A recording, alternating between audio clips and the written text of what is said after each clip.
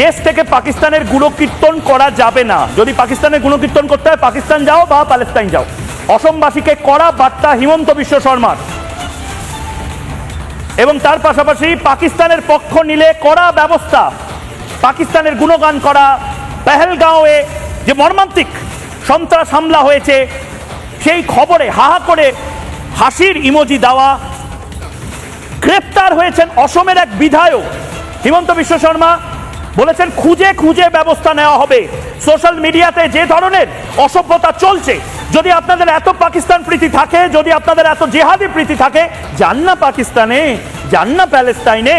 Everybody who is in Assam, that any attempt to defend Pakistan directly or indirectly will be taken head on and will take strongest possible action.